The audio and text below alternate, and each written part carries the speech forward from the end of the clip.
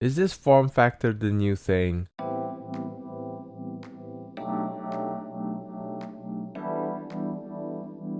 Hello and thank you for clicking on this video. I'll be sharing my thoughts on the Soundpeats Pop Clip Open Earbuds.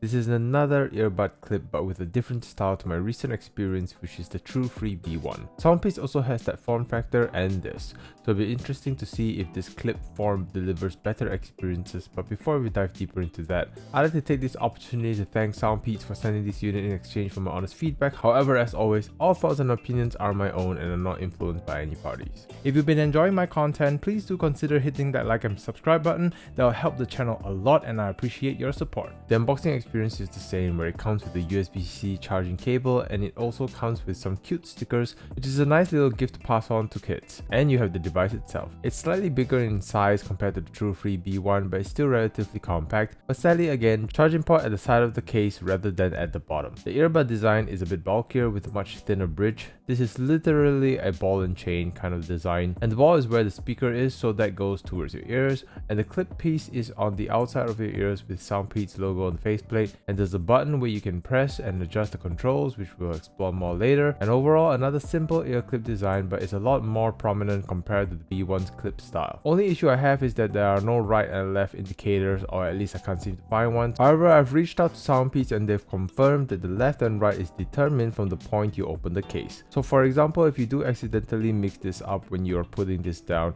and you're not sure which is left and right anymore, just pop it back into the case, close and reopen, and the earbud that you place on the left slot is now the left earbud, and the same for the right. So it's a clever little programming to reset itself to the sides you place back into the case, which means as long as you put it back into the case, it'll always be the correct side. In terms of fit and comfort, it's a similar experience in a way where it's really lightweight, that you can barely feel it when you put it on, but due to the nature of the design, it dangles a lot more, and while it doesn't fall off much during my testing, it still doesn't feel as tight or secure as something like the B1. But it also doesn't have the additional pressure from the clip, but there's no such pressure from the B1 anyway, so just something to note about the pop clip from Soundpeats. So just running through the functions and features is pretty similar, where it supports up to Bluetooth 5.4, most Bluetooth codecs out there, IPX5 rating, which means light rain and sweats aren't an issue, but water dunking is a no-no. 8-hour battery life on a single charge with 30 hours of battery life in total with the case, so that's 5 hours more battery life in total compared to the B1.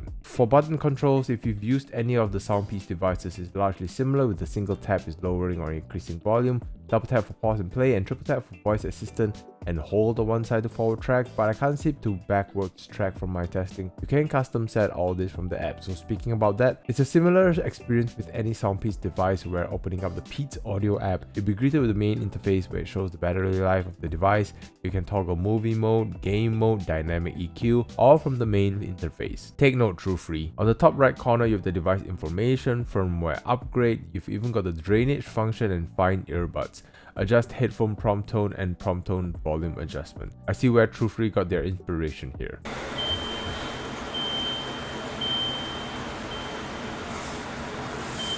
You've got a tab where it's basically help and support, and you can find your user manual there if you like. And then you have another tab where you have all the EQ settings, including adaptive EQ. So you've got the standard presets that comes with most Soundpeats devices, and you also have a 10-band EQ if you want to have your custom tuning, but like the B1, it's a small change, but it's not going to completely transform your pop clip. But I typically add a little bit of bass to mask some of that sharpness coming through. This is the microphone quality of the iFi Audio Go Pod, and this is what the other person from the other side is hearing.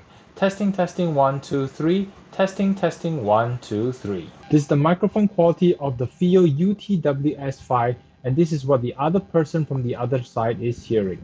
Testing, testing, 1, 2, 3. Testing, testing, 1, 2, 3. This is the microphone quality of the True-Free B1, and this is what the other person from the other side is hearing.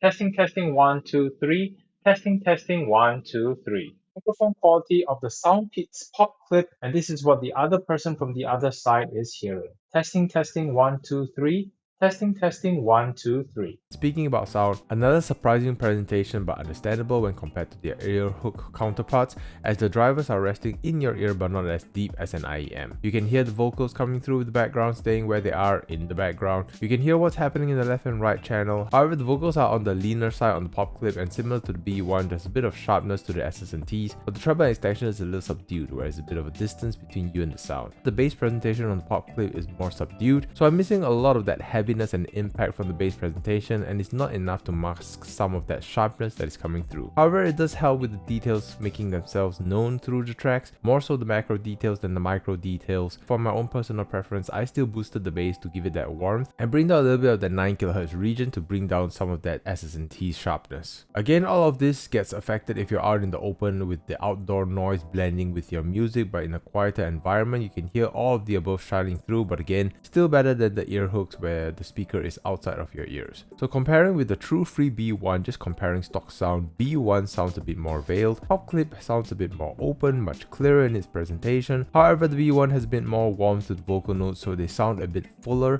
they have a bit more weight and impact to their bass note presentation, and it helps mask a little bit of that sharpness that is coming through. However, both earbuds have a bit of attack in their presentation, but it's more prominent from the pop clip because of that reduction of bass from their stock tuning. However, both earbuds come with EQ settings, so you can adjust it ever so slightly, but ultimately, if you want something cleaner and clearer, then the Soundpeats pop clip would be the choice. However, if you want something a bit weightier, then the True-Free B1 is the clear winner. When it comes to design, fit and comfort, I prefer the True-Free B1's compact form factor, and it has a bit more clip power and it doesn't move around as much as the dangling feeling of the pop clip. So the B1 feels a bit more secure, and the B1 is a touch weightier and smaller in size but chunkier in width, whereas the pop clip relies on the ball and chain to hook to your ears, and while it moves around, it still stays clipped onto my ears, but the B1 is just more secure as mentioned earlier. Also, the pop clip uses a physical button for controls, whereas the B1 uses touch controls, and honestly, for something this small, I prefer the physical buttons so I don't keep swiping or touching the earbuds away, which is always a worry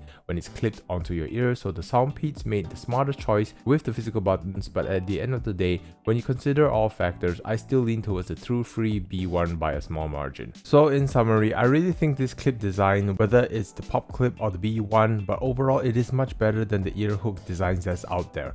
It sounds better because of the driver proximity to your ears. You still have the benefit of not sticking things into your ears and getting to hear your surroundings. I just hope we can somehow get better battery life, mic quality, and continuously improve on the sound quality. But it's affordable, it sounds pretty good for its price, it's lightweight and comfortable. And if you're looking for another earbud clip but doesn't clip as tightly as the clip design of the True-Free B1, the Soundpeats pop clip is another option you can consider. However, this is based on one man's experience and I'm curious to know your thoughts.